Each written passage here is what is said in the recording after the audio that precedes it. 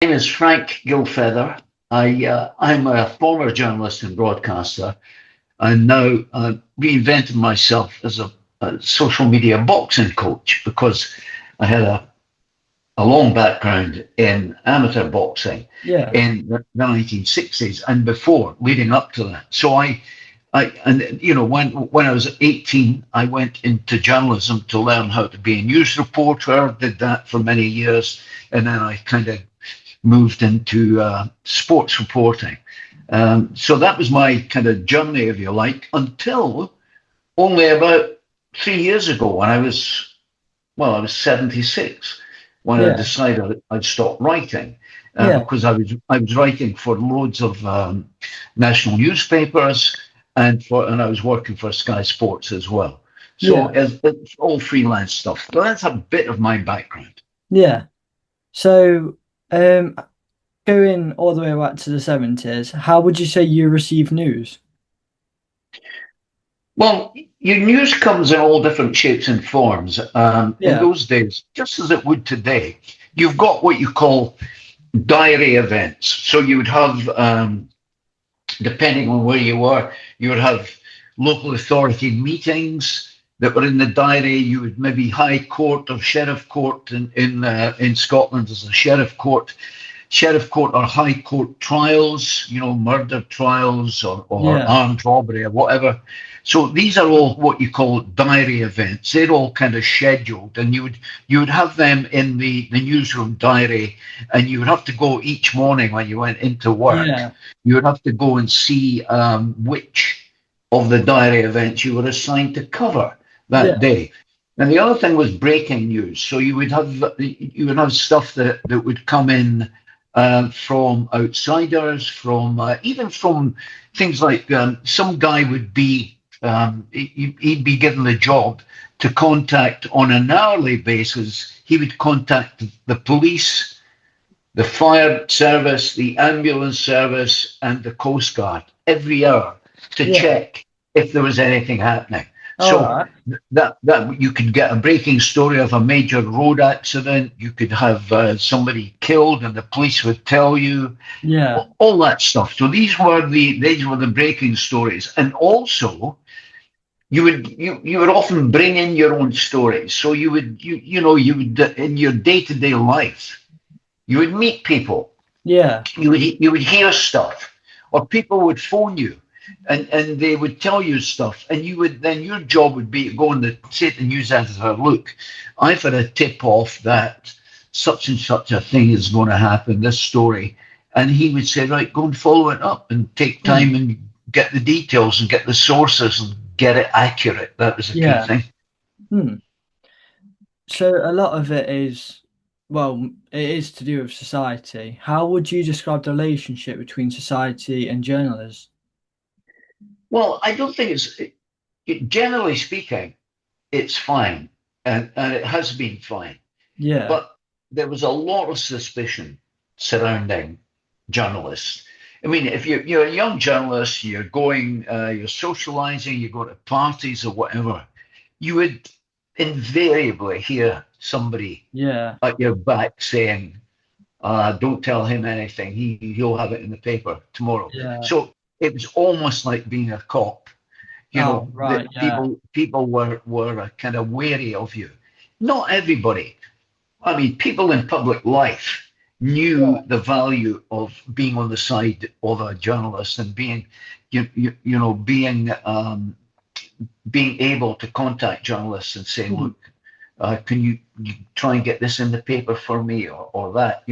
So it was sometimes it's an uneasy relationship between the public and journalists simply because there's a lot of mistrust out there, especially after the phone hacking yeah, scandal. But yeah. what you've got to really remember is that newspapers don't sell anymore. I No, mean, that's right, yeah, yeah, the circulation of all newspapers has plummeted, and yeah, so when you had, for example, the News of the World, now defunct, when that was at its height, that sold 4 million copies every mm, Sunday. The Sun sold between 3 and 4 million copies Yeah. every day. It was the biggest selling newspaper in the world. So all that's kind of all that has contracted now. It's all kind of shrunk. And even the paper where I was a staff, before I started writing for daily paper, national papers, the regional paper I worked on was selling 115,000 copies a Yeah. day, which you don't get now. I think it's down to about 14,000 now. Yeah. So, Yeah. people don't get their news so much from newspapers anymore because by the time newspapers come out, the news is old. It's been on Yeah. social media. It's been on TV. It's been on radio. It's old. It's the next morning, and it's a story which is now historical. Yeah. Say it's all just at your fingertips, isn't it? It's like for like people like my generation and stuff, it's literally you open your phone and there's news, like, and it's just giving because now it's just worldwide news can be spread instantly. Whereas you look like in the Of 70s, course, it took like 2, maximum 3 days for news to get out, and whereas now it's literally just instantly. yeah. Well, I think a great thing about the newspaper industry at its height, and even in the 70s, it was at its height. Yeah, If you worked on an evening paper, as I did for a while, um, what happened today went in the paper today. yeah. Right. So that's how instant it was. And Oh, that right. was the excitement of working on an evening Yeah, paper. You went out on a story and you knew that later that day it'd be in the paper. yeah, And with the morning papers, of course, you went out on a story, it would be in the next morning. yeah, But even now, there isn't that kind of instantaneous reaction in mm, newspapers. Evening newspapers will gather a story, and they might not put it in for a couple of days. yeah, And that's partly because there are fewer journalists. That's partly because the circulation has dropped, and therefore the income for that newspaper has yeah, dropped. Then they have to cut jobs, and that's the sad thing about the newspapers today. yeah. So you said a minute ago there's fewer journalists. What would Yeah, you, wouldn't you say it's more or less easier to become a journalist now in a case of being untrained, I guess, because a lot of people are finding it they can just pick up a phone, a camera, and some recording equipment and then go off into the world. yeah, Whereas like people like yourselves and other journalists have spent years in training, stuff like that, getting themselves yeah, ready to go do it. Do you yeah. find that having I don't know how to word this one properly, but having the public journalism as well as the influencers becoming journalists, you think that's a problem with fake news specifically? Yes. Oh, yes, absolutely. You've taken the words right out of my mouth. Um, do you trust it? That's the thing you've got to say. Is what they are broadcasting or they're posting, is it accurate? Yeah, Have they checked their sources? Or, as I think we all realize, the vast majority or much of the posts you see on social media are down to rumor. yeah, And so somebody could make an accusation, and somebody will then go on and put that on YouTube yeah. on Instagram or whatever without actually checking And it if can, the yeah, allegation is true. And so that's the downside of social media. It has a lot of great aspects to it, but the downside is: do you trust the journalist, the so-called journalist? And these people aren't journalists. They're just guys with a camera and a phone yeah, or a piece of a microphone, and they are going and doing pieces, and you're thinking, is that so? Do I believe this? I'm now yeah, doing this more and more when I'm watching stuff, and I don't believe that. And you check it out yourself, and you find actually there's no truth to it. yeah. A lot of people, because we've say I'm being taught as a journalist, so I've been taught about fake news and stuff, and we've been taught if we see something, don't believe it straight away because a lot of younger people, as soon as they hear something, they think it's right, or Yeah, even like a lot of the older generation now they because a lot of them are confused with technology and stuff. So as soon as you Yeah. see something there, they're not sure if it's true or not, or and then they can't really check if it is. So they like lead to that it's true. But it's the same with younger as well, and it's affecting people's like day-to-day lives as well because it's Yeah. like you said, it's rumors, but it's platforms like TikTok and Instagram. But do you think they have potential to educate or distract? They have the potential to educate. And in fact, I learn a lot from social media, the ones, Yeah, the channels I trust. And of course they do. So and you get a lot of good people on, especially in the intellectuals and the academics yeah, who, for example, who discuss I almost called it a war, but it's a one-sided war between Israel and Palestine. So yeah, you get really interesting views, for example, on that issue, and you can all make up your own mind. But you do learn much from those views, yeah, stuff that you might not have considered before. yeah, So of course it does. It has a lot of good points where you can be educated, and I think that's a great thing about social media. The other aspect is just rubbish. yeah. Yeah. Yeah. What's your like go-to news outlet to get like not just social media, but just in your day-to-day life? Where would you see news? And like BBC website. BBC. Yeah, BBC website is my go-to every day, every morning.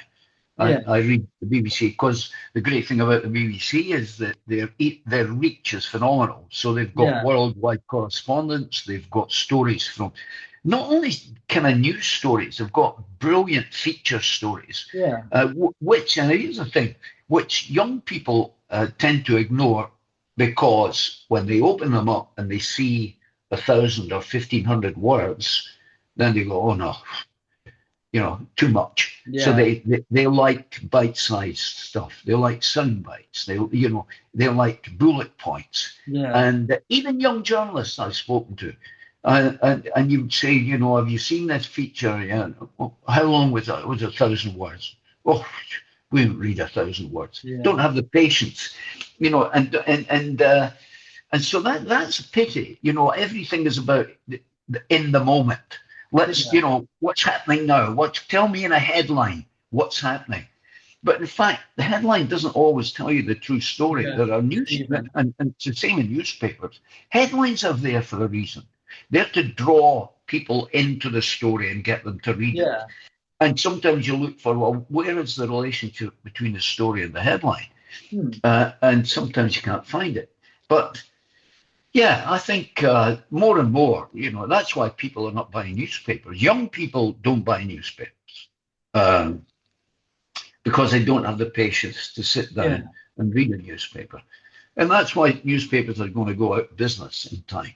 Yeah. Say it was a really good thing for like in the 70s and stuff like that. But now you've got the likes of social media where it's literally just a couple of clicks away. It's just having that accessibility, and it's just the people find it more of a chore to go out and get a newspaper when Yeah, they've just got their yeah, phone like a minute away from them to find yeah. something.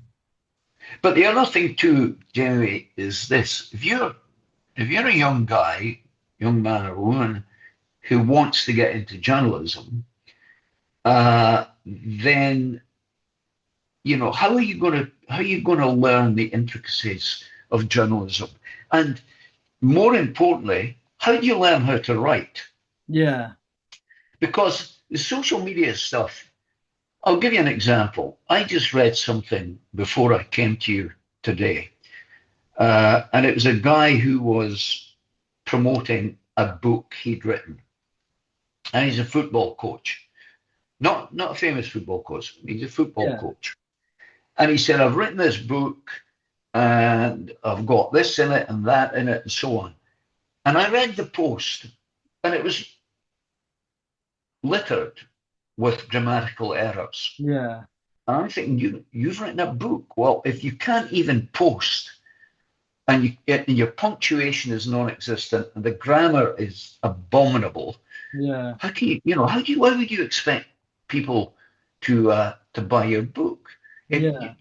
So the guy's clearly not a writer. He's trying to make money by publishing this book, be self-published, presumably, because a proper publisher wouldn't No. even read that manuscript. So this is what I'm getting at. You get these so-called, well, Yeah. these guys that want to be journalists, they go and they think they're journalists by doing it online and social media, and you look at the errors and you think, well, why would I read that?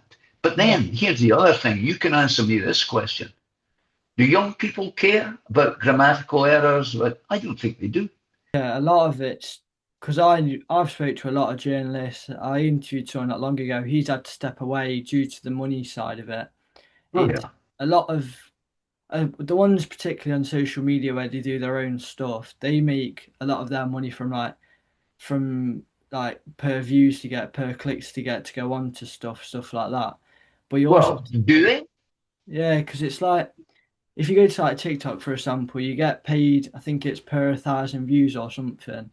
And if On TikTok. yeah, Yeah. You and know what that amounts to? You not you off the top of get my head. no, you get about you get about 50p a month or whatever. Yeah, Because I've looked into all of the TikTok thing is just ridiculous. I wouldn't even entertain it. Because I think it's something like point zero five yeah, pence per 1,000 views. And I think, why would people bother with that? That's yeah, never going to, earn you a living. So that's a nonsense. You wouldn't even think of going down that track. yeah, Instagram is great. We have a fantastic following on Instagram and yeah. YouTube. And YouTube is where you make the money. Oh, I guess it's just the point of what you yourself want to go down the route and take that risk of not make it doing something you love but not having the financial backing, I guess. Yeah, I mean, I was just looking through LinkedIn this morning, Yeah, and there were literally dozens and dozens of ex-journalists now operating as PR people, yeah, communications managers, communication directors. They've all kind of moved because they saw this coming a few years ago. I saw it coming 20 years ago. yeah, Thinking people are not going to be buying. People like me who buy newspapers and who read yeah, newspapers are dying off, and there's nobody coming in behind to take our place yeah, as readers of newspapers. And so, nowadays, of course, you guys that want to go into journalism, I guess, are not thinking about the newspaper route. You're thinking about the social media route. But yeah, then, but then, where is your employer? yeah. You It's are you're yeah, self-employed, and you have to hope that your content is so attractive to people who are watching yeah, that you'll build a big relationship, a big yeah, following. But you could build the biggest following in the world. yeah. And if you're not kind of famous, as it were, you're never going to make money. Hmm.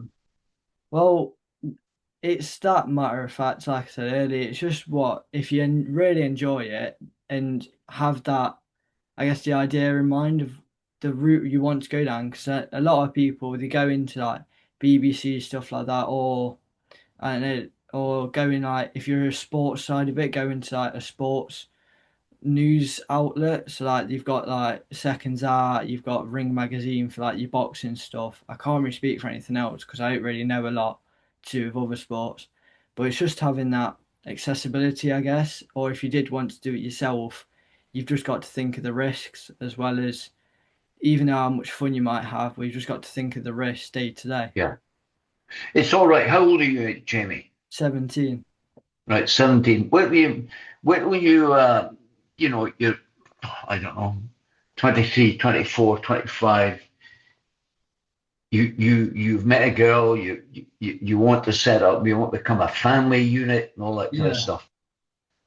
Social media won't keep you in rent No. and rates and a car and all the stuff that you need. Now, listen, I'm sounding terribly negative for you, and I don't No. want to. I don't want to put you off. But just be aware. That's what I'm. Yeah, That yeah. I've just got two more questions. yeah. What gives you hope about the future of journalism, whether it is just journalism, a whole sport, society? What future do I think it has? Yeah, Well, I think I've made it clear that newspaper journalism yeah, doesn't really have much of a future. The other kinds of journalism where people are television, obviously, is it is the way to go in terms of the traditional boxing writer for the newspapers. All the big newspapers had specialized boxing writers who would travel all over the world to yeah, cover the big fight.